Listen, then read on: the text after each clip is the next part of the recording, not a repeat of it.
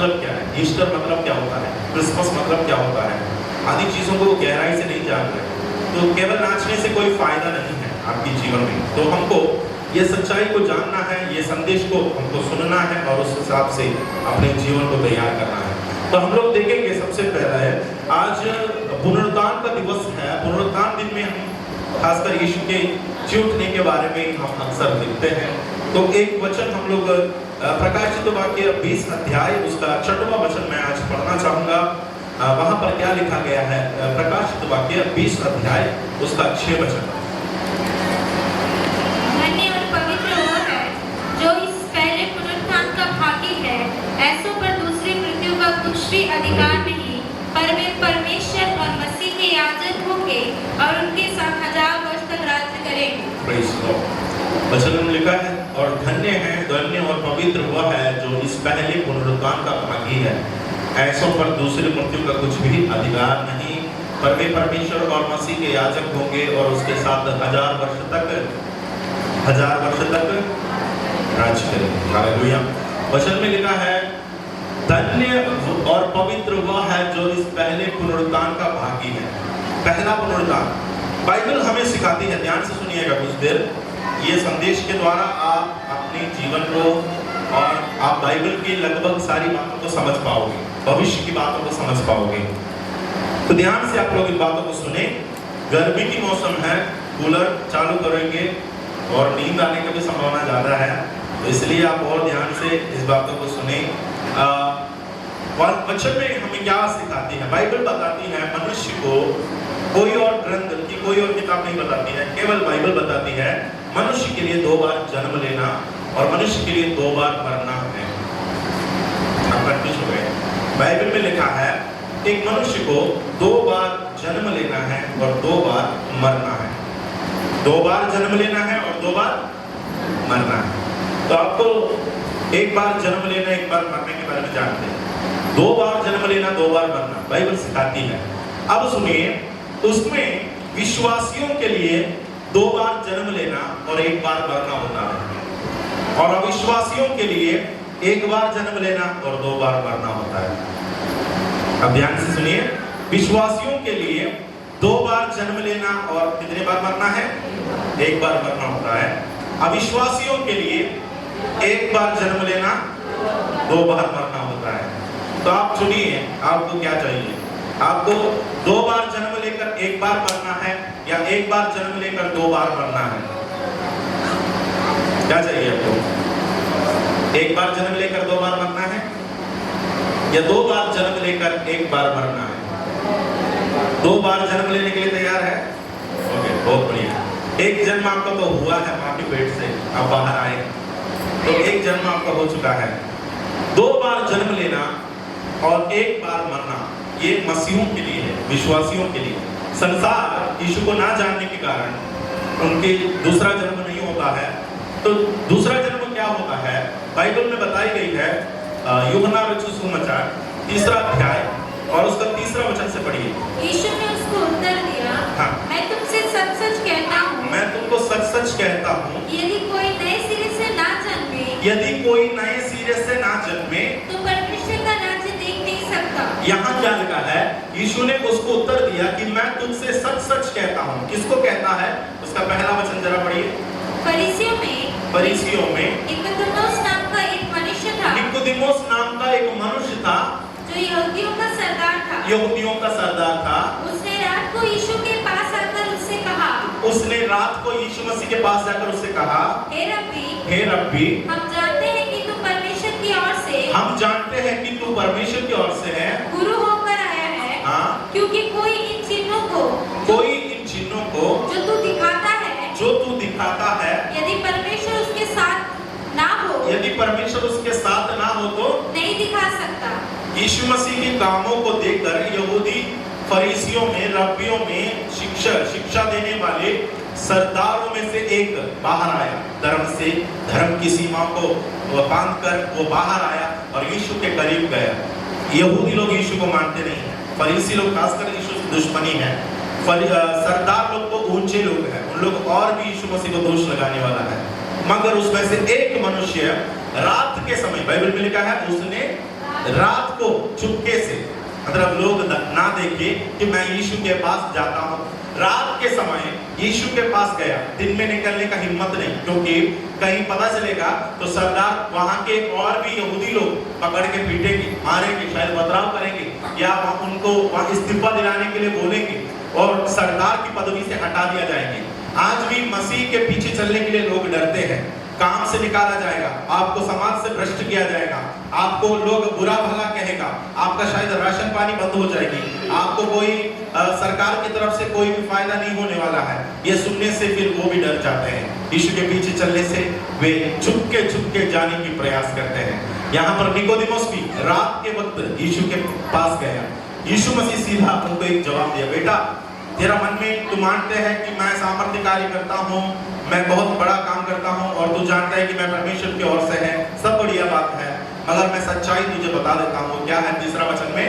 यीशु ने उसको उत्तर दिया, मैं तुमसे सच कहता हूँ, यदि कोई नए सिरे से ना जन्मे, यदि कोई नए सिरे से ना जन्मे, यदि कोई फिर से ना जन्मे, तो परमेश्वर का राज्य देख नहीं सकता। परमेश्वर का राज्य देख नहीं सकता। तो आपके मन में एक सवाल आ सकता है, नीचे पढ़िए उसका। निकोदेमुस ने उससे कहा, देखो आपका सवाल निकोदेमुस पूछा गया है। निकोदेमुस ने यीशु से पूछा, मनुष्य जब बूढ़ा हो गया, जब मनुष्य बूढ़ा हो गया, मैं इतना साल संसार में बीत गया, तो कैसे जन्म ले सकता है? मैं कैसे जन्म ले सकता हूँ? क्या वह अपनी माता के गर्भ में, क्या मैं फिर से अपनी माता के गर्भ में दूसरी बार प्रवेश करके जन्म ले सकता है? दूसरी बार मैं घुस जाऊं, दूसरी बार मैं प्रवेश करूं, मैं अपने माता के गर्भ में फिर से मैं प्रवेश करके वापस आ जाऊं? निकोदेमुस का सवाल, यह सवाल हर एक लोगों के अंदर होता है। मसीह लोग नहीं जानते कि दूसरी बार जन्म लेना क्या होता है। आपको मैं सच्चाई बता देता हूं, ये सरदार, यहूदी सरदार यीशु के पास आया। उनको यीशु ने कहा, जब तक तुम दूसरे बार नए सिरे से जन्म नहीं लेंगे तब तक तुम परमेश्वर के राज्य में प्रवेश नहीं कर पाएगा। मसीह होकर पैदा होने से कोई स्वर्ग राज्य में नहीं जाएगा। मसीह धर्म में पैदा हुआ है, बड़े चर्च के सदस्य हैं, पास्टर के बच्चे हैं या पास्टर भी है या आप सेवा करने वाले हैं, नहीं होने वाला है। पैदा ईसाई धर्म में या मसीह धर्म में हुआ है बोलकर कोई स्वर्ग नहीं जाएगा। जब तक मनुष्य, एक बार तो जन्म हर एक का होता है दुनिया में, जब तक वह अपने जीवन की मैच्योरिटी या परिपक्वता के समय में उनके पापों को ग्रहण करते हुए, उनके जीवन की अपराधों को जानकर वो मसीह के पीछे चलने का निर्णय लेते हुए नए चाल जब तक वो नहीं चलेगा, नए जीवन जब तक शुरू नहीं करेगा, तब तक वो पुराना खमीर बनकर रहेगा, तब तक वो पुराना मनुष्य है, वो सड़ता रहेगा, बदबूदार होता रहेगा और उसके अंदर कोई भलाई नहीं है। तो मनुष्य यीशु के पीछे चलने वाले हर एक को अपनी पूरी चाल से फेर कर नया सृष्टि बनना है, नया सृष्टि। बाइबल जो बताई गई दूसरा जन्म क्या है? माता के गर्भ में प्रवेश होकर जन्म लेना नहीं। पांचवा वचन, यीशु मसीह का जवाब सुनिए। यीशु ने उत्तर दिया, मैं तुमसे सच कहता हूँ कि मैं तुझसे सच कहता हूँ, जब तक कोई मनुष्य जल और आत्मा से ना जन्मे, जब तक कोई मनुष्य जल और आत्मा से ना जन्मे, तो वह परमेश्वर के राज्य में प्रवेश नहीं कर सकता। परमेश्वर के राज्य में वो प्रवेश नहीं कर सकता। आज ऐसे भी लोग दुनिया में निकले हैं जिन लोग बोलते हैं बपतिस्मा लेने की क्या जरूरत है। क्रूस में जो डाकू है वो कहाँ बपतिस्मा लिया था, वो तो प्रभु के साथ स्वर्ग राज्य में चला गया था। ऐसा बहुत सारी शिक्षाएं निकली है, मगर यहाँ पर लिखा है जब तक कोई मनुष्य जल और आत्मा से ना जन्मे तो वह परमेश्वर के राज्य में प्रवेश नहीं कर सकता। यहाँ का जल परमेश्वर का वचन को भी दर्शाता है, मगर जल है तो जल में ही हमारा नया जन्म होता है। कैसे? मसीह का बपतिस्मा के बारे में मैं जब सिखाता तो मैं हमेशा बोलता हूँ रोमियो की पत्री 6 अध्याय और उसका 3रा वचन से आप पढ़िए। रोमियो 6 अध्याय और उसका 3, रोमियो 6 अध्याय और उसका 3रा वचन से। क्या तुम नहीं जानते कि हम सब जितनों ने मसीह यीशु का बपतिस्मा लिया, उसकी मृत्यु का बपतिस्मा लिया। मसीह का बपतिस्मा लेने वालों, आप याद रखो, आप कौन सा बपतिस्मा लिया? मसीह का मृत्यु का बपतिस्मा लिया। मतलब यीशु क्रूस पर मरा, बपतिस्मा के द्वारा आप भी क्या हो रहा है? आपका भी मृत्यु हो रही है। आपका मृत्यु कैसे हुआ? आपका पुरानी आदत, पुरानी चाल अब छोड़ देना चाहिए। बपतिस्मा के दौरान आप अपनी पुरानी आदतों को छोड़ना है। कई प्रकार के लोग हैं दुनिया में, बपतिस्मा लेने के लिए तैयार हो जाता है। कुछ लोग चंगाई के लिए बपतिस्मा लेने के लिए तैयार होते हैं। उनको लगता है बपतिस्मा पानी में डूबकर बाहर आएंगे तो मेरा बुखार ठीक हो जाएगा। उनको लगता है मेरा बीमारी ठीक हो जाएगा। बीमारी ठीक होने के लिए नहीं है बपतिस्मा। बपतिस्मा आपका कोई बंधन टूटने के लिए नहीं है। बपतिस्मा कलीसिया के सदस्य बनने के लिए नहीं है।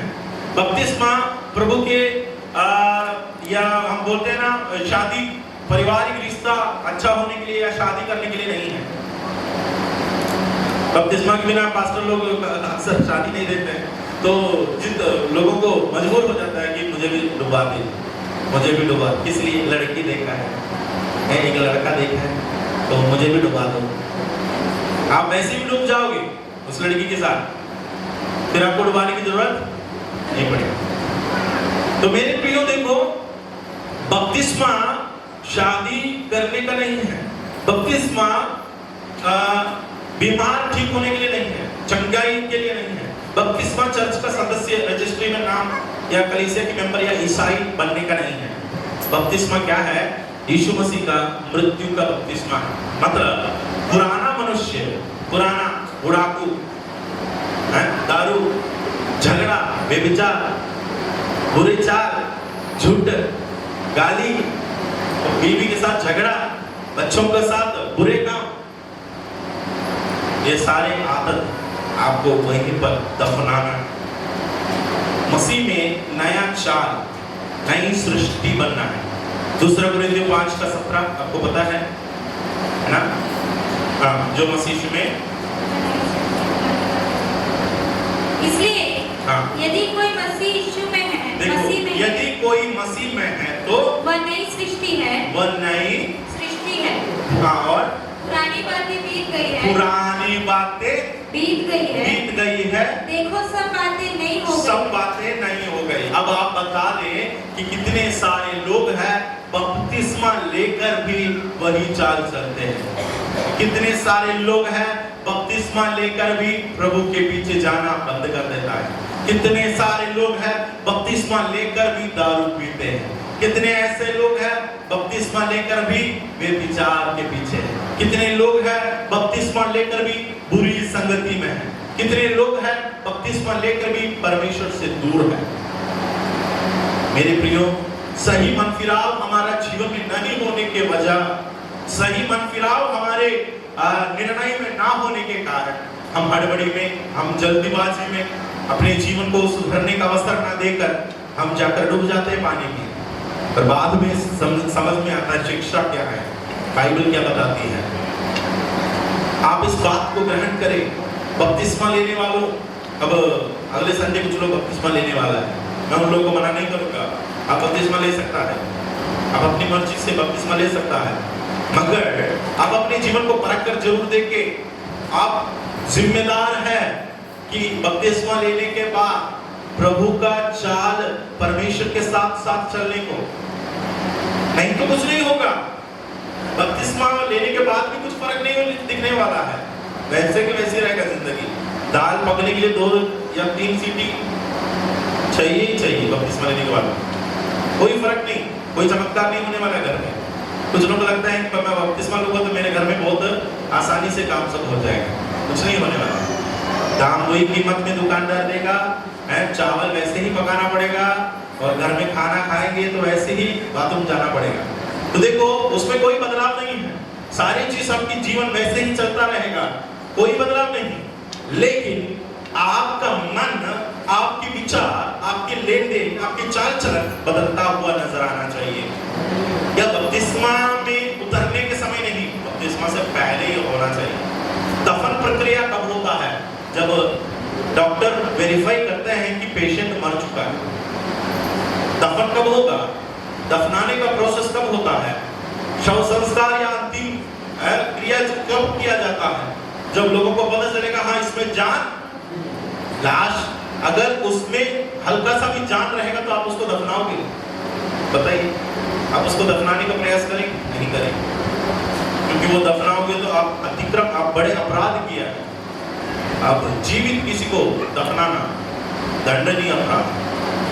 तो वैसे ही मसीह में हमको पुराने आदतों के लिए मरना है, पुरानी जीवन के लिए मरना है। पहले हम पूजा पाठ करते थे, पहले हम देवी देवताओं के सामने थे, क्योंकि हम नहीं जानते थे कि सच्चा ईश्वर कौन है, हम नहीं जानते थे कि असली जीवित खुदा कौन है। आज आप यीशु के पीछे चलने का निर्णय लिया है, दो नाव में सवारी बंद हो जाए, दो नाव पर सवारी बंद हो जाए। अब एक ही नाव प्रभु यीशु मसीह है, क्योंकि आप मर चुका है पुरानी बातों के लिए। फिलिपियों की पत्री और उसका 3रा अध्याय पौलुस एक बात कहता है। फिलिपियों की पत्री 3रा अध्याय और उसका 10 और 11 वचन पढ़िए। ताकि मैं उसको और उसके मृत्युंजय की सामर्थ को और उसके साथ दुखों में सहभागी होने के मर्म को जानूं और उसकी मृत्यु की समानता को प्राप्त करूं, कि मैं किसी भी रीति से मरे हुओं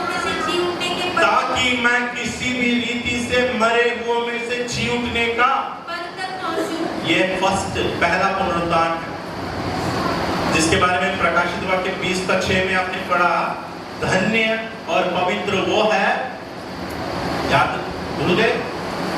20:6 फिर से पढ़िए, प्रकाशित वाक्य 20 अध्याय। धन्य और पवित्र वह है, धन्य और पवित्र वो है जो इस पहले पुनरुत्थान का भागी है, जो पहले पुनरुत्थान का भागी है। तो पौलुस उस वचन में वापस आई, फिलिपियों 3:10। पौलुस क्या कहता है? मैं किसी भी रीति से मरे हुओं में से जी उठने के पद तक पहुंचूं। मरे हुओं में से जी उठने के पद तक, उसके लिए वो क्या करता है? ये 12 वचन, यह मतलब नहीं कि और उसका 8वां वचन, 8 या 9, वरन में अपने प्रभु यीशु मसीह की पहचान की उत्तमता के कारण सब बातों को हानि समझता हूँ, जिसको मैंने सब वस्तुओं को हानि उठाई और इन्हें कूड़ा समझता हूँ। देखो, सारी बातों को कूड़ा समझता हूँ, जिससे मैं मसीह को प्राप्त करूं। जिससे मैं मसीह को प्राप्त करूं। पुरानी बातों को पौलुस छोड़कर नई बातों की ओर आगे दौड़ता जाता है। पुरानी आदतों को छोड़कर नई चीजों की ओर पौलुस भागते हैं। क्यों? क्योंकि मसीह को प्राप्त करो, पुनरुत्थान को प्राप्त करो। पुनरुत्थान की पद तक पहुंचना जरूरी है, नहीं तो आपका हर रोज संडे चर्च आना व्यर्थ है। मरने के बाद अगर आप जी नहीं उठा तो क्या फायदा है? बीज आप बोते क्यों हैं? क्योंकि आपको मालूम है वहां से वो फल उगेगा। वह मिट्टी के अंदर आपने छुपा दिया तो मिट्टी को वो फाड़कर वो बाहर आएगा। आपको भी जब हम दफनाते हैं ना मिट्टी के अंदर, मरने के बाद इस विश्वास के साथ वहां बोलते हैं कि जब मसीह की तुरही फूटी जाएगी, वहां से मिट्टी फाड़कर आप बाहर आ जाओगे। इसको पहला पुनरुत्थान कहा गया। पुनरुत्थान अर्थ क्या होता है? फिर से उत्थान हो रहा है, उठाया जा रहा है, फिर से उस जहां गिरा है वहां से उठ रहा है। तो फिर से उठने का उस प्रक्रिया को पुनरुत्थान कहता है। रिजरेक्शन, यीशु मसीह का आज पुनरुत्थान हुआ। मरने के बाद आज देखो गुड फ्राइडे मनाए, शुक्रवार का दिन, आज 3रा दिन है। आज वो कब्र, जिस कब्र में यीशु मसीह को रखा गया था, उस कब्र से यीशु मसीह बाहर आ गया। उस कब्र को मैं दिखाऊं, उस कब्र का एक चित्र मैं आपको दिखाता हूं। उस कब्र आप देख सकते हैं, उस कब्र कैसा हुआ है। देखो, ये वो कब्र है जो इस्राएली देश में आप देख सकते हैं, जिस कब्र में प्रभु यीशु मसीह को रखा गया था। ये कब्र यूसुफ अरिमतिया का कब्र है। यूसुफ अरिमतिया एक मनुष्य है जिन्होंने यीशु मसीह का लाश को अपने खुदे हुए नया कब्र में रखा। ये वाटिका के पास में ही है जहां पर यीशु मसीह क्रूस पर मरा, वहीं का नजदीक की एक जगह में उस कब्र के अंदर यीशु मसीह का लाश को रखा गया है। आपको मालूम है, क्रूस पर चढ़ाने के बाद कोई भी मनुष्य को क्रूस से उतारना अनुमति नहीं दिया जाता है, अनुमति नहीं दिया जाता है। क्रूस की मृत्यु की रीति इस प्रकार है, जो क्रूस पर लटका है वो वही लटके रहेंगे। आसमान की चिड़िया आदि बातों के लिए वो भोजन बनकर वहां रहेगा। चिड़िया आकर नोच कर खाते हैं उसके लाश को, लोग देखता रहेंगे। जिस जगह पर यीशु मसीह को क्रूस पर चढ़ाया वो गुलगुता पहाड़ खोपड़ी का स्थान है। खोपड़ी क्यों है? क्योंकि मनुष्य का लाश पूरा मांस का टुकड़ा को वहां पर चिड़ियों के द्वारा खाया जाएंगे, गिद्ध आदि चीजें वहां पर उतरेंगे। और जहां पर जैसे यीशु ने कहा जहां लोथ है वहां पर क्या है, गिद्ध पाए जाते हैं। जहां पर लाश है वहां पर गिद्ध वहां पर उपस्थित रहेंगे। और देखो मनुष्य को नोच नोच कर खाएंगे, हड्डी बचेगी, टुकड़ा बचेगी, वो अपने आप गिर जाते हैं, अपने आप क्रूस से उतर जाएंगे। और जहां पर देखोगे उस जगह खोपड़ी का स्थान है, उस जगह में यीशु मसीह को क्रूस पर चढ़ाया पिलातुस के पास यूसुफ अरिमतिया। और यही निकोदेमुस जिसके बारे में आपने यूहन्ना 3 में पढ़ा, वो मान लिया कि यीशु तू परमेश्वर की ओर से है, यहूदी एक सरदार है। ये दोनों मिलकर पिलातुस के सामने जाने का हिम्मत रखा। पिलातुस के सामने जाकर बोला कि हमको हमारा यीशु मसीह का शरीर चाहिए, हमको उस क्रूस से उतारना है, क्योंकि फसह का पर्व आ रहा है, शबत का दिन आने वाला है। क्योंकि यीशु मसीह शुक्रवार का दिन मरा है, शाम 6 बजते ही विश्राम दिन की तैयारियां यहूदियों का शुरू होता है, क्योंकि अगला दिन शनिवार विश्राम दिन है। विश्राम दिन में कोई यहूदी लटकते रहेंगे, वो उनके लिए अपमान है, लाश बनकर रहेंगे, उनके लिए अपमान है, क्योंकि यीशु यहूदा गोत्र से ही पैदा हुआ है। इस कारण उन लोग मांगने को जाता है पिलातुस के पास। आपको पता है पिलातुस के पास 2 लोग ऐसा मांगने को गया 2 चीज के लिए। एक है यीशु मसीह की क्रूस के ऊपर INRI, कोई मुझसे पूछा, स्टेला दीदी है शायद बीच में, यीशु मसीह के क्रूस के ऊपर INRI लिखा है, इसका अर्थ क्या है ना? ये यहूदियों का राजा है, नासरत की यीशु यहूदियों का राजा है। वैसे यीशु मसीह की क्रूस के ऊपर लिखकर रखा है एक तख्ती पर, क्योंकि रास्ते पर जाने वाले लोगों को दिखाना पड़ता है कि ये बंदे को क्यों क्रूस पर चढ़ाया, उसका अपराध उसके ऊपर लिखा रहता है। अगर डाकू है तो उसके ऊपर लिखेंगे ये बंदा, इसका नाम ये है, इन्होंने चोरी में पकड़ा गया इसलिए सजा भुगत रहे हैं। और दूसरे अगर है तो वहां लिखेंगे व्यभिचार में पकड़ा गया इसलिए ये क्रूस पर लटक रहा है। यीशु के क्रूस के ऊपर क्या लिखा है? ये यहूदियों का राजा अपने आप को कहलाता है। ये एक पाप है, ये एक गलती है, ये एक दोष पाया गया यीशु मसीह में। यहूदियों का राजा अपने आप को कहलाया जाता है, अपने आप को कहलाता है। ये किसने लिखा? रोमियो ने लिखा, पिलातुस ने लिखा। ये इसको बदलने के लिए यहूदी लोग पिलातुस से मिलने गए। पिलातुस को बोला ऐसा नहीं लिखना है, वो यहूदियों का राजा है करके नहीं लिखना, वो हमारे राजा नहीं बन सकता। ऐसा लिखो कि उसने कहा कि वो यहूदियों का राजा है ना, हम लोग नहीं कहते। पिलातुस को जाकर बोलते हैं उस लिखित लेटर बदलो। पिलातुस कहता है मैंने जो लिख दिया वो लिख दिया, अब उसमें कोई बदलाव नहीं हो सकता। पिलातुस से मांगने गया, पिलातुस ने भगा दिया सबको, जा जा जा भाई, नहीं होने वाला कुछ। अब यहाँ पर यूसुफ और निकोदेमुस पिलातुस के सामने गया मांगने के लिए, पिलातुस ने अनुमति दिया, ले जाओ। 2 व्यक्ति पिलातुस के सामने जाता है, एक को रिजेक्ट कर देता है, दूसरे को अनुमति दे देते हैं। कारण क्या है? सच्चाई पिलातुस ने नहीं लिखा, जो लिख दिया वही हकीकत है।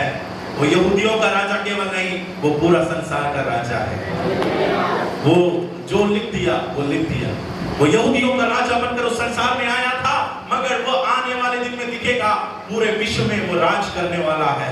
इसलिए धन्य वो मनुष्य है जो पुनरुत्थान में भागी होंगे, जो मिट्टी से बाहर आएगा मरने के बाद। उन लोग परमेश्वर के राज में, पहले परमेश्वर के उस सिंहासन में 1000 वर्ष तक इस पृथ्वी में राज करेंगे। यह है वो यीशु मसीह का कब्रिस्तान। एक और पिक्चर आपको दिखाता हूं, देखो इस पिक्चर के अंदर आप देख सकते हैं, छोटा हो गया इसको, हाँ देखो वहां लिखा है वो यहाँ नहीं है क्योंकि वह जीव था। आज भी इस्राएल जाने वाले लोग खासकर ये देखने के लिए जाते हैं वहां यीशु मसीह का कब्र देखना है। आप दुनिया के हर एक शख्स की कब्र आपको दिख जाएगा। महात्मा गांधी का कब्र देखना है, आप जा सकते हैं। इंदिरा जी का कब्र देखना है, आप जा सकते हैं। सब समाधि भांति और वे वहां पड़ा भी है, उसके अंदर लोग सोए, उसके अंदर उसकी समाधि है, उसके अंदर उसकी हड्डियां हैं, उसके अंदर उसकी बचा हुआ चीजें हैं, सब वहीं दिखेगी। आपको वहां जाकर मोमबत्ती अगरबत्ती लगाने लोग देते हैं, क्योंकि वहां उन लोग हैं, कब्र में कोई नहीं है। जब ये घटना हुआ, अगला दिन यहूदी लोग आकर देखा तो कब्र खुला पड़ा है, यीशु मसीह नहीं है। अब ये बात आग जैसे फैलेगा, सब लोग यीशु पर विश्वास करने लगेगा। एक फेक न्यूज जल्दी अरेंज किया, बोला कि उसके चेहरे ने आकर उसका लाश को चुरा कर ले गया, सबको बता दे। अगला दिन न्यूज में खबर आई, यहूदियों का राजा बोलकर जो क्रूस पर लटकाया गया था, उसका लाश गायब। चेलों के ऊपर कार्रवाई जल्दी होगी, चेले लोग गिरफ्तारी जल्दी होगी। न्यूज फ्लैश न्यूज आ गया। ये न्यूज पढ़कर चेले लोग डर डर के कमरे के अंदर बैठा है, क्योंकि हमें गिरफ्तार करने आने वाला है। भाई, हमने चोरी किया है, देखो अपराध हमारे ऊपर है, जांच होने वाला है। चेले लोगों को तो इसका एविडेंस नहीं पता है, लोग वहां जाने डरता था, क्योंकि रोमियों के सिपाही खड़े थे बाहर। रोमियों के सिपाहियों की पहरुआ में यीशु मसीह को रखा गया है। और इतने बड़े, उस पत्थर को दिखा दीजिए, उस पत्थर आप देखें, इतने बड़े पत्थर उसके एंट्रेंस में बंद करने के लिए रखा गया है। इसको आपको लगता है 2 टन है कम से कम ये पत्थर, आप उसको अकेला आदमी उसको नहीं लुढ़का सकता। तड़के, सुबह तड़के उठकर कौन कौन कब्र के पास गए थे, आपको याद है? अगला दिन मरियम मगदली। कौन सा दिन था? हाँ, पहला दिन कौन सा है? सप्ताह का पहला दिन कौन सा है? वीक का फर्स्ट दिन कौन सा है? कई लोगों को नहीं पता। आज भी लोग सोचते हैं कि हफ्ते का आखिरी दिन संडे है, पहला दिन मंडे है। सोचते, सोमवार नहीं है पहला दिन, हफ्ते का पहला दिन रविवार है, हफ्ते का आखिरी दिन, सप्ताह का आखिरी दिन शनिवार है, शनिवार वीकेंड है। और देखो, संडे हफ्ते का पहला दिन है, इतवार का दिन, जिस दिन हम लोग प्रभु की आराधना करते हैं, हफ्ते का पहला दिन है, सप्ताह का पहला दिन है। तो सप्ताह का पहला दिन सुबह, क्यों? क्योंकि शनिवार का दिन बाहर निकल नहीं सकता, विश्राम दिन है ना। हम लोग बाहर निकलेंगे तो यहूदी लोग बहुत हल्ला मचाएगा, बाहर निकल नहीं सकता। तो अगला दिन सुबह, मतलब संडे के दिन आप लोग आए 10 बजे, मगदली मरियम गए 4-5 बजे के टाइम कब्र के पास, दौड़ते हुए गई। किस लिए गई? ये सोचकर नहीं गई थी कि यीशु जी उठा है, उसको मालूम ही नहीं। वो कुछ चीजें तैयार की थी, किस लिए? लाश पर लगाने के लिए, ताकि लाश सड़े ना। लाश जैसे मम्मी आप देखे होंगे, यूसुफ का शरीर को फिरौन राजा ने मम्मीफाई करके भेजा, यानी उसमें बहुत सारी चीजों को लगा दिया ताकि वो जल्दी सड़े ना। जैसे पिरामिड्स के अंदर लाश को रखता है, उसमें दवाई डालता है, वैसे यीशु मसीह के शरीर पर दवाई डालकर वो खराब ना हो, बहुत समय तक रहे, ये सोच कर गई है। कुछ परफ्यूम लगा देंगे, बदबू ना आए, ये सोचकर सुबह सुबह वहां गई, दौड़ कर। परफ्यूम है हाथ में, दवाई है साथ में, सारी चीज लेकर गया। देखो तो कब्र खुला हुआ है, और जिस पर दवाई लगाना था वो वहां नहीं। देखा तो 2 मनुष्य, 2 पुरुष, व्हाइट सफेद वस्त्र पहने हुए 2 पुरुष वहां पर कब्र के पास खड़े हैं, और इस बहन की ओर देख रहा है, ताक रहा है। पूछा कि बहन, तू किसको ढूंढ रहे हो? बोला कि मेरा गुरु, मेरा प्रभु यीशु, पिछले रात को या 2 दिन पहले मैं भी थी यहाँ पर, यीशु मसीह की लाश रखने के लिए हम लोग आए थे, वो यही था। वो कहाँ है? उससे वो मुझे दे दो, उसका लाश मुझे दे दो, मैं ले जाता हूँ। अगर यहाँ रखना मना है, अपने घर की ओर मैं ले जाती हूँ। उस बहन के प्यास और उस बहन का प्यार देखो प्रभु के प्रति। कारण क्या है? उसके जीवन में कितनी बुरी बुरी हादसाएं हो रही थी, 7 दुष्ट आत्माएं थी उसके अंदर। यीशु मसीह में आने से पहले, प्रभु के पीछे चलने से पहले बिल्कुल शांति नहीं थी, चैन नहीं थी। यीशु मसीह ने चंगाई दिया, इसलिए यीशु के पीछे चलने से नहीं रोकी। कम से कम आप प्रभु ने आपके जीवन में किए गए उपकारों को याद करोगे, यीशु के पीछे चलना कभी नहीं छोड़ोगे। इसलिए दाऊद कहता है बार बार भजन संहिता 103 में, हे मेरे मन यहोवा का धन्य कहे और उसके किए गए उपकारों को। मनुष्य भूलता है, इंसान अगर आज आपकी पड़ोस आपकी मदद किया तो एक हफ्ते एक महीने के बाद आप भूल जाओगे, फिर परमेश्वर जो कुछ किया कब कहां याद रखोगे। मनुष्य की एक आदत है भूलने का, परमेश्वर किए गए उपकारों को भूल जाते हैं। कहां से कहां परमेश्वर लेकर आया, आपके जीवन में किस परिस्थिति थी और आज कैसा है। प्रभु जीवन को बदल देता है। पहले अनाथ थे, पहले कुछ भी नहीं थे, साथ देने वाले नहीं थे, आज एक बड़ा परिवार परमेश्वर ने दिया। आज आपको एक नाम परमेश्वर ने दिया, आज आपके परमेश्वर ने एक संगति दिया, आज परमेश्वर ने आपको एक अच्छा परिवार को प्रभु ने खड़ा किया। परमेश्वर जब आपको सब कुछ देता है तो उपकारों को कभी ना भूले। मरने के जगह से परमेश्वर आपको जीवन दिया, निराशा के स्थान से आशा दिया। जहां पर आपके सामने दरवाजा कुछ भी खुला नहीं था, परमेश्वर ने एक रास्ता खोल दिया। जब हम हमारे जीवन में परमेश्वर इतने काम करते हैं, इतने सारे उपकार करते हैं, तो हम कभी ना भूले परमेश्वर के उपकारों को। इसलिए वचनकार कहता है, हे मेरे मन यहोवा को उपकारों को कभी ना भूले। मगदलिनी मरियम नहीं भूली, क्रूस के करीब जाकर खड़ी रही। भले रोमी लोग मुझे भी क्रूस पर लटकाए तो भी मैं मरने के लिए तैयार हूं। यीशु मसीह के पीछे ऐसे लोगों का जरूरत है जिन लोग यीशु के साथ मरने के लिए तैयार हैं। अन्यथा सभी लोग यीशु को छोड़ देंगे, क्योंकि सताओ और भारी होगा, सताओ और बढ़ता जाएगा, आग और बढ़ा दिया जाएंगे। नबूकदनेस्सर राजा के समय में याद है, आग की कुंड को 7 गुना और बढ़ा दिया गया। उस लड़कों को कहा गया, क्या तुम अब इस मूर्ति के सामने झुकने के लिए तैयार है? लड़कों ने कहा, नहीं, अभी भी हम नहीं झुकने वाले हैं। और बढ़ा दो आग की तेज, और बढ़ा दिया और सवाल किया, अब तुम झुकोगे, यीशु का नाम छोड़ दोगे, इस मूर्ति के सामने तुम दंडवत करने के लिए तैयार है? लड़कों ने कहा, परमेश्वर के निमित्त हम कभी भी इस मूर्ति के सामने दंडवत नहीं करेगा। नबूकदनेस्सर राजा, तुझे जो करना है कर लो। तीनों को बांधा गया रस्सियों से और पकड़ा, और देखो आग की कुंड में डालने के लिए ले गए। जितने लोग उनके साथ में उनको उठाया गया था डालने के लिए, वे जल के राख हो गया करके लिखा है, और ये तीनों को अंदर डाल दिया गया है। ऐसी स्थिति में वो तीनों अंदर है, तैयार है मरने के लिए। ये सोच में उसके अंदर गया, मगर देखो तीनों जब आग के कुंड में गिरा, चौथा एक और जन को दिखाई दिया। 3 को डाला गया था, बाहर वाले को 4 दिखाई दे रहा है। 3 को आग की कुंड में डाला गया था, बाहर वाले को 4 दिखाई दे रहा है। नबूकदनेस्सर राजा सवाल किया, हमने तो 3 को डाला था, ये चौथा कौन है भाई लोग के साथ? आप आग के कुंड में चले, आप पानी नदी आपके ऊपर चले, आपके जीवन में कितने भी कटीली, कितने भी सकरा रास्ता क्यों ना हो, प्रभु आपके साथ साथ चलेगा। ये वायदा परमेश्वर ने किया है। तो देखो मगदलिनी मरियम बड़े प्यार के साथ यीशु मसीह की कब्र के पास गया, वहां पर यीशु मसीह नहीं है, वहां पर यीशु मसीह नहीं है। यीशु मसीह जी उठा है, और यीशु मसीह वहां पर खड़े हुए स्वर्गदूतों में से एक है, और यीशु कहता है, मगदलिनी मरियम। उसकी आवाज को यीशु मसीह की आवाज को मगदलिनी पहचान ली और कहता है, ओ मेरे गुरु। देखो यीशु मसीह के पास जा रहा है, गले लगाने, छूने। यीशु बोलते हैं, ना ना ना ना, अब नहीं छूना। अभी जी उठा है यीशु मसीह मृत्यु से, पिता की उपस्थिति में नहीं गया। मैं जाऊंगा और जाकर गलील में मैं मिलूंगा।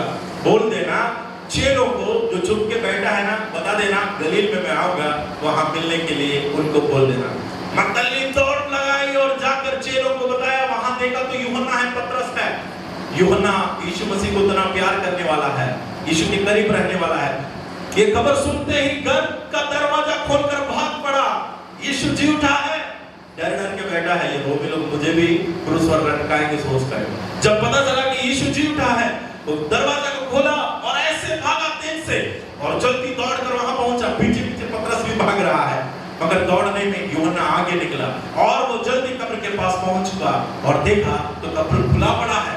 वो वहां पर लाश नहीं है, वहां पर सिर्फ वो रुमाल पड़ा है जिससे यीशु मसीह के शरीर को लपेट कर रखा गया है। वो रुमाल को वहां पर तेल लगाकर अच्छे से साफ सुथरा वहां रखा गया है, और कोई भी नहीं। ये खबर देख है उन लोगों के मन जागृत होने लगा, हमारा गुरु मरा नहीं है, हमारा परमेश्वर मरा नहीं है।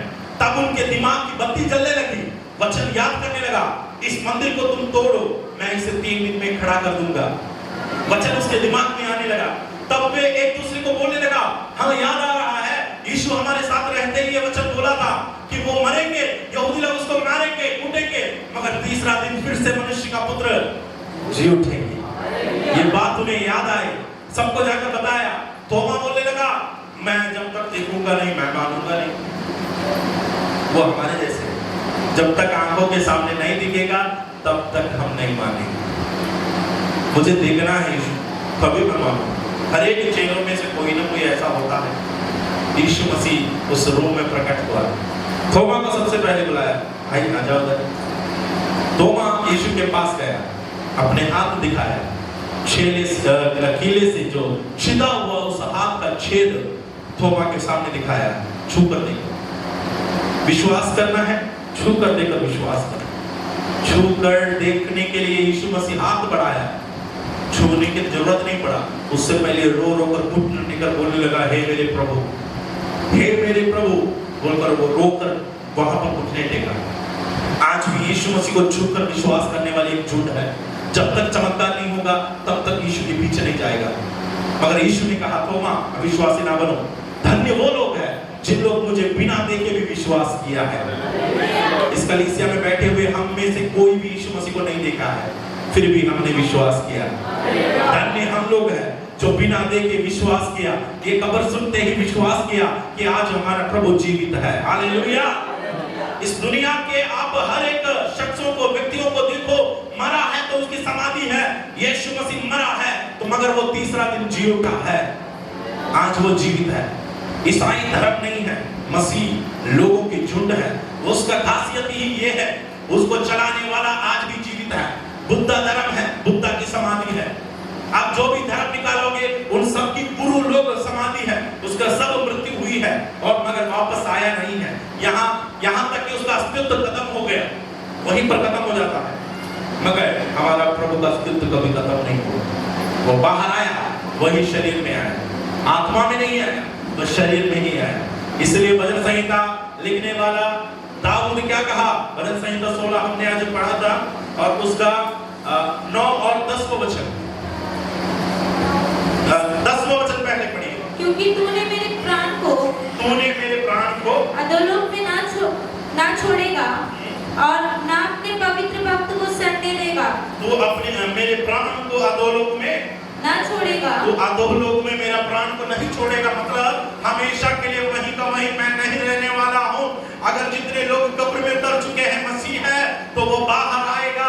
इस कारण भक्त क्या कहता है, उसका 9वां वचन भी पढ़िए। इस कारण मेरा हृदय आनंदित, इस कारण मेरा हृदय आनंदित और मेरी आत्मा मगन हुई, मेरी आत्मा मगन हुई, मेरा शरीर भी चैन से रहेगा। ये सच्चाई अगर आपको मालूम है तो आपका शरीर भी चैन से रहेगा। चाहे कितनी भी बड़ी बीमारी आपके शरीर में लगे, कैंसर आ जाए, बड़ी बड़ी फोड़ा आ जाए, आग से जल जाए, पूरी बर्बाद भी हो जाए शरीर, फिर भी चैन से रह सकता है। कारण क्या है? ये कुछ समय के लिए मेरा शरीर ऐसा है, क्योंकि तू अपने भक्त को अधोलोक में नहीं छोड़ेगा, सड़ने नहीं देगा, नया शरीर के साथ बाहर आएगा, नए ताकत के साथ बाहर आएगा। इस कारण आप चैन से रह सकता है। इस कारण आप परमेश्वर की उपस्थिति में आनंद के साथ रह सकता है, खुशी के साथ रह सकता है। आपके मन में आनंद होगी। ये बात को याद रखे कि मुझे एक पुनरुत्थान बचा है, मैं जी उठूंगा। नया रूप का अर्थ शरीर में कोई इन्फॉर्मिटीज, कोई कमियां, कोई घटिया, कोई बीमारी, शुगर, प्रेशर, कोलेस्ट्रॉल, ये सब नहीं होगा। नया शरीर है, आपको ताजा शरीर परमेश्वर देगा। एक नया शरीर जिसमें ना कोई बीमारी है, ना कोई तकलीफ है, ना कोई दर्द है। मगर उस शरीर ऐसा होगा, कोई सीमा नहीं है, उस शरीर कहीं पर भी प्रवेश कर सकता है। पहले यीशु मसीह को दरवाजा पार करना है तो खटखटाना था। आज यीशु मसीह को कोई कमरे के अंदर प्रवेश करना है तो वो ऐसे ही प्रवेश कर सकता है, दरवाजा खोलने का भी जरूरत नहीं है। इसलिए बंद कमरे में चेलों के, उस बंद कमरे के बीच में यीशु प्रकट हुआ और कहा हमें शांति मिली। तो यीशु मसीह आज पुनरुत्थान पाया, उसी पुनरुत्थान की भागी हमको बनना है। तो हर एक मनुष्य एक और बार जन्म लेना है। हम वापस अपने विषय में आए।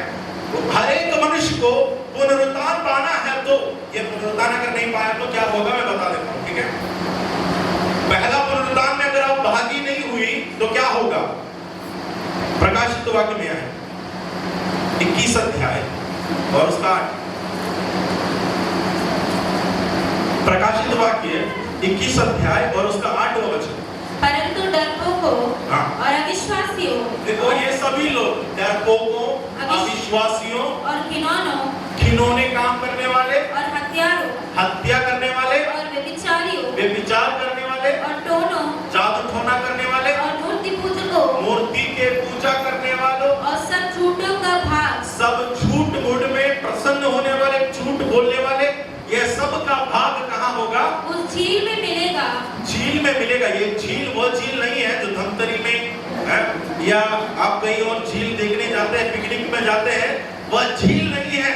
बोटिंग करने के लिए जाएंगे या वहां घूमने जाएंगे, पिकनिक मनाने जाएंगे, सोचकर मत जाना। ये वो झील है। उस झील कौन सा है? झील में जो आग और गंधक से जो आग और गंधक से जलती रहती है। जलती रहती है। यह दूसरी मृत्यु है। यह क्या है? पहला पुनरुत्थान में जो भागी नहीं है। अब वापस उसी वचन में आए, प्रकाशित वाक्य 20 अध्याय उसका 6 वचन। धन्य और पवित्र वह है, धन्य और पवित्र वो है जो इस पहले पुनरुत्थान का भागी है, जो पहला पुनरुत्थान का भागी है। ऐसों पर दूसरी मृत्यु का कुछ भी अधिकार नहीं। बस ऐसों पर दूसरी मृत्यु का कुछ भी अधिकार नहीं। पहला पुनरुत्थान जो पाएगा उस पर दूसरी मृत्यु नहीं होगा। अगर आप पहला पुनरुत्थान पाया, पहला पुनरुत्थान क्या है बता देता हूं। अब जब मसीह आने वाला है पृथ्वी पर, हम जानते हैं इस पृथ्वी में आज लगभग 800 करोड़ लोग जीवित हैं इस दुनिया में। आज इससे ज्यादा लोग मिट्टी में सोया है। 800 करोड़ आज पृथ्वी के ऊपर है, मिट्टी के ऊपर है, तो 800 करोड़ से ज्यादा लोग मिट्टी के अंदर है। इस मिट्टी के अंदर कौन जाने जिस स्थान में हम बैठे, यहाँ पुराने जमाने में कोई लाश को गाड़ दिया, हम नहीं जानते। कितनी जमाना बीत गया, कितने समय बीत चुका है। ये मिट्टी में आदम से लेकर सोए हुए लोग इस मिट्टी के अंदर है। कुछ कुछ भक्त लोग जी भी उठा, जैसे कि यीशु मसीह की क्रूस के समय कब्रें खुल गई लिखा है, कुछ कुछ भक्त लोग जी उठा। और हम जानते हैं कि मूसा के बारे में, मूसा का कब्र आज भी पाया नहीं जाता। हम जानते हैं एलिया जो नहीं मरा। हम जानते हैं अब्राहम को जो परमेश्वर के राज में दर्शन में दिखाई देता है। तो कई भक्त लोग परमेश्वर के राज्य में हैं, मगर बहुत सारे धर्मी अधर्मी, पृथ्वी के हर बुरे काम करने वाले सब इस पृथ्वी के नीचे अभी भी है। उसका शरीर सड़ गया हो, उसका मृत्यु हुआ कब्र में। मगर जिस वक्त यीशु आएगा, याद से सुनिए, जिस समय तुरही फूकी जाएगी, अंतिम तुरही, आखिरी वक्त यीशु मसीह के आगमन बादलों पर होगा, तुरही फूकी जाएगी। उस आवाज से जो भेड़ मेरी आवाज सुनेगी वो भेड़ जिलाया जाएगा। यानी यीशु मसीह की आवाज सुनकर कब्रों से लोग जी उठना चालू करेंगे। हर एक नहीं, सब कोई नहीं, केवल वही लोग जो मसीह में मरे, जो मसीह में मरे। प्रकाशित वाक्य 14 अध्याय और उसका 13वां वचन पढ़िए। फिर मैंने स्वर्ग से ये शब्द सुना, फिर मैं स्वर्ग से ये शब्द सुना, लिख जो मृतक प्रभु में मरते हैं, जो मृतक प्रभु में मरते हैं। प्रभु में मरना अलग है, बाकी लोगों में मरना अलग है। अब हिंदू बनकर रहा, हिंदू बनकर मरा, उनको प्रभु में मरा नहीं लिखेंगे। अब इस्लाम बनकर रहा, इस्लाम बनकर मरा, उसको प्रभु में मरे नहीं लिखेंगे। अब नामधारी ईसाई बनकर जिया, ईसाई बनकर मरा, उसको प्रभु में मरे नहीं लिखेंगे। अब यहूदी बनकर जिया, यहूदी बनकर मरा, उसको भी प्रभु में मरे नहीं लिखेंगे। प्रभु में मरना वो लोग हैं जिन लोग प्रभु में जिया, जिन लोग प्रभु में जीवन बिताया, जिन लोग प्रभु के वचन के अनुसार अपनी कदम को आगे बढ़ाया, जिन लोग बुराई करने से अपने हाथ को है रोका, जिन लोग बुराई सोचने से अपने दिमाग को रोक दिया, जिन लोग नए चाल चला, जो नई सृष्टि बन गया। जैसे हमने बपतिस्मा के बारे में देखा, जिन लोग नए मसीह के साथ अपने पुराने मनुष्य को मारकर मसीह के साथ नया मनुष्य बनकर जी उठा। ये उन्हीं लोगों के बारे में जिन लोग कलीसिया में है, जिन लोग विश्वासी है, जिन लोग सचमुच में यीशु के पीछे चलते हैं, यीशु का चेला है। ये उन्हीं लोग हैं जिन लोग जो मसीह में मरे हैं। वे मुर्दे धन्य हैं। कारण क्या है? क्योंकि वे अपनी सारी परिश्रम से विश्राम पाएंगे। विश्राम के समय है, मिट्टी में सोने का समय, विश्राम का समय है, इसलिए रेस्ट इन पीस हम कहते हैं, RIP है ना। मरने के बाद कब्रों में लिखा रहता है रेस्ट इन पीस, विश्राम है ना, आराम करते रहे। विश्राम पाएंगे जरूर और उनके कार्य उनके साथ हो लेते हैं। और जितना भले काम उन्होंने किया उन सारा काम उसके पीछे पीछे हो लेंगे, ताकि प्रतिफल पाने के लिए सिंहासन में खड़े होने वाला है। तो ये इन्हीं लोग जी उठेंगे, मसीह में जो मरे हैं इन्हीं लोग जी उठेंगे, अधर्मी लोग वहीं रहेंगे। अगर आपकी पति विश्वासी नहीं है और आप विश्वासी है, या आपकी पत्नी विश्वासी नहीं है और आप प्रभु को मानने वाले हैं, दोनों सोए हैं एक पलंग में, मगर जैसी तुरही फूकी जाएगी, एक उठा लिया जाएंगे और दूसरा छोड़ दिया जाएगा। पत्नी तो पत्नी है, खाना खाने के लिए दोनों एक साथ कॉफी हाउस गए थे, हैं? सब्जी खरीदने के लिए दोनों एक साथ बाजार गए थे, शॉपिंग करने के लिए दोनों एक साथ मॉल गए थे, फिल्म देखने के लिए दोनों एक साथ PVR गए थे, सब जगह एक साथ जाता रहा। यीशु आया तो बीवी वही का वही रह गई और पति, कारण जो उद्धार पाया है वह निकलेगा और जो उद्धार नहीं पाई है वो वही छोड़ दिया जाएगा। वो आपकी बीवी हो, पत्नी हो, बच्चे हो, क्यों ना, रिश्ता नाता या शरीर का ये मांस और लहू वहां प्रवेश नहीं करेगा। मैं उद्धार पाया, कई लोग गलत व्याख्या करते इस वचन का, प्रभु यीशु मसीह पर विश्वास कर, तू विश्वास कर तो तेरा घराना भी, ऐसा कहीं नहीं लिखा है। तू विश्वास करने से तेरा घराना उद्धार पाएगा नहीं लिखा है। घराना को उद्धार करना है तो घराना को विश्वास करना पड़ता है। तू विश्वास करेगा तो तेरा उद्धार होगा। घराना को उद्धार होना है तो घराना विश्वास करना है। वहां पर वचन इस प्रकार लिखा है, प्रभु यीशु मसीह पर विश्वास कर तो तू और तेरा घराना, ये तेरे लिए सिर्फ नहीं, घराने के लिए भी नहीं बच्चा। यीशु पर विश्वास कर, तू भी विश्वास करेगा तो तू उद्धार पाएगा, घराना विश्वास करेगा तो घराना भी उद्धार पाएगा। ये मत सोचना आप विश्वासी है, आपके बच्चे को चर्च लेकर नहीं आते, यीशु के पीछे जाने नहीं देता है, तो मैं यीशु मसीह के साथ जाऊंगा तो मेरे बच्चे भी पीछे पीछे आएंगे, नहीं आने वाले। स्कूल में शायद आप ऐसा कर सकते हैं, या हॉस्पिटल में आप कर सकते हैं, आपका परिवार है बोल के इलाज फ्री में दे देंगे, आपके बच्चे बोल के इलाज आपको फ्री में कर देंगे, राशन है बोल के हाँ आपके बच्चे के लिए भी आपका नाम लिख देंगे। जीवन की पुस्तक में आपका नाम है बोलकर आपका बच्चों का नाम नहीं लिखने वाला है, आपके पति का नाम है बोलकर आपका नाम उसमें नहीं होने वाला है। सबको व्यक्तिगत रूप में प्रभु को ग्रहण करना है। जितने लोग उसमें पाए जाएंगे उन्हीं लोग जी उठेंगे, जिसको पहला पुनरुत्थान कहा गया। पहला अगर होना है तो दूसरा भी है, तो दूसरा पुनरुत्थान कब होगा? पहला पुनरुत्थान में मसीह लोग यानी जो अच्छे लोग हैं, जो धर्मी लोग हैं, उन्हीं लोग केवल मिट्टी से बाहर आएंगे। और मान लो आज यीशु मसीह आया बादलों पर, आज शाम को यीशु मसीह बादलों पर आया तो रही फूटी गए, तो जितने लोग अब तक मरा है मसीह में, प्रभु में विश्वासी बनकर, सताव सहकर, मार दिया गया, गला काट दिया गया। आपको पता है कि भक्त ने बताया मसीह के लिए शहीद हुए 30 करोड़ से ज्यादा आबादी है, 30 करोड़ से ज्यादा। वो केवल शहीद हुए लोग, गर्दन काटा गया, मारा गया, 30 करोड़ से ऊपर मसीह के लिए जो मरा, ये सब लोग मिट्टी से बाहर आएंगे न्याय के लिए। हम चुपचाप खड़े रहा, वध होने वाली भेड़ों के समान हम अपने मुंह नहीं खोला जब लोग गालियां दी, जब लोग निंदा किया। अब समय आने वाला है न्याय करने का। देखो, जिस वक्त हम मिट्टी से जी उठेंगे, हम मसीह से मिलने जाएंगे हवा में, यानी यीशु बादलों पर है तो रही फूकी गई, राजा बनकर दुनिया पर आ रहा है, हम यीशु को वेलकम करेंगे, स्वागत करेंगे। और हम देखो आज शाम की बात मैं बता रहा हूँ, आज शाम को ऐसा हुआ है तो हम जीवित हैं, हम मरा नहीं है। तो जीवित लोग क्या हो जाएगा? रूपांतरित हो जाएगा। इस वचन आपको याद है कहां पर है? प्रभु आप ही स्वर्ग से उतरेगा, थिस्सलुनीकियों की पत्री, पहला थिस्सलुनीकियों 4:16। क्योंकि प्रभु आप ही स्वर्ग से उतरेगा। देखो, ये घटना मैंने बताया, क्योंकि प्रभु आप ही स्वर्ग से उतरेगा। उस समय ललकार, उस समय क्या होगा? बड़ा ललकार होगा, ललकार होगी, और प्रधान दूत का शब्द सुनाई देगा। प्रधान दूत यानी मिखाइल होता है, माइकल प्रभु का योद्धा है।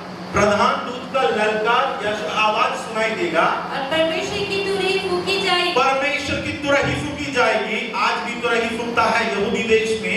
तुरही राजा लोगों का आगमन के ये करता है, हिंट देता है। तो यीशु स्वर्ग से उतरने से पहले तुरही फूंकी जाएगी। फिर और जो मसीह में मरे हैं, जो मसीह में मरे हैं वह पहले जी उठेंगे। वे पहले जी उठेंगे। याद रखना, जो मसीह में मरे हैं वे पहले जी उठेंगे। तब हम जो जीवित और बचे रहेंगे, मान लो हम जीवित हैं उस समय में, जो जीवित और बचे रहेंगे उनके साथ बादलों पर उठा लिए जाएंगे। किसके साथ?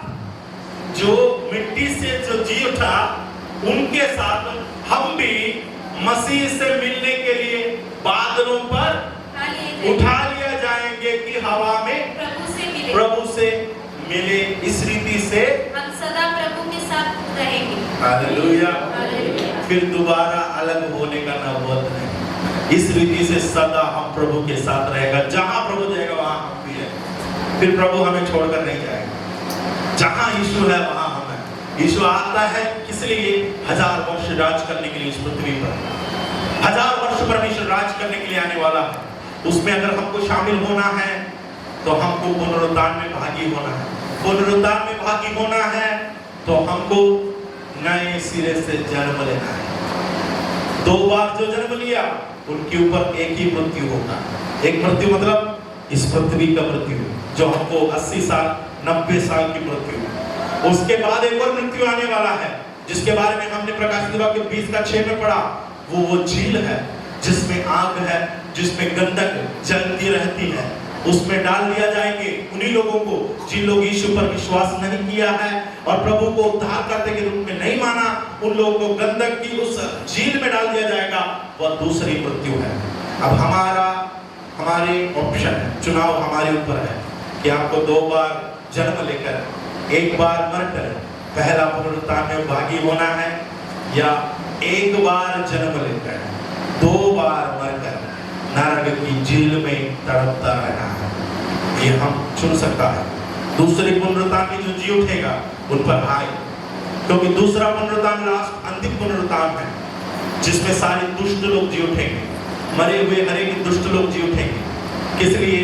श्वेत सिंहासन के सामने खड़े रहने के लिए। श्वेत सिंहासन पर परमेश्वर बैठने वाला है। वो भेड़ों को बकरों को अलग करेगा। भेड़ मसीह प्रभु में मरे हुए लोग हैं, बकरा उन लोग हैं जिन लोग दुष्टता के काम किया। हर एक को परमेश्वर अलग कर न्याय करने का समय आने वाला है। मेरे प्रिय, इतनी बड़ी अवसर, इस जी उठने का अवसर मुझे आपको याद दिलाना है। हमारा पुनरुत्थान बाकी है, हम जी उठने वाले हैं।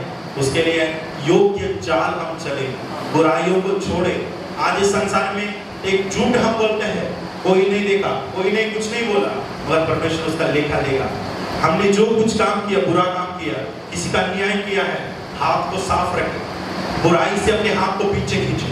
कोई भी गलती काम ना करे। अपने बड़ा कोई डरपोकों, घिनौने काम करने वालों, मूर्ति पूजकों, ठोना करने वालों, कोई भी झूठ बोलने वालों, व्यभिचार करने वालों का हिस्सा दूसरे उस झील में होगा। दूसरी मृत्यु उसके लिए है। दूसरा पुनरुत्थान में वो जी उठेंगे। पहला पुनरुत्थान का भागी नहीं हो सकता है। धन्य वो है जो पहला पुनरुत्थान में भागी होता है। इस कारण पौलुस कहता है, मैं अपना सब कुछ कूड़ा कचरा समझता हूँ। मेरा सब कुछ, जो मेरा फायदा का है, सब कुछ कूड़ा कचरा समझता हूँ। इसलिए मुझे कैसे भी करके वो पहला पुनरुत्थान को पाना। अगर आपके अंदर इच्छा है, अपने जीवन को आप तैयार करें। आज इस ईस्टर का दिन मुझे आपको बताना है कि हम भी पहला पुनरुत्थान में भागी हो। जब यीशु आएगा तो आएगा। एक बार उसने कह दिया तो संसार में वो आया, मनुष्यों के लिए मरा। हर कोई मानते हैं यीशु मसीह दुनिया में आया था। अब पहले बार आगमन के बारे में लगभग 300 भविष्यवाणियां थी, यीशु आ गया।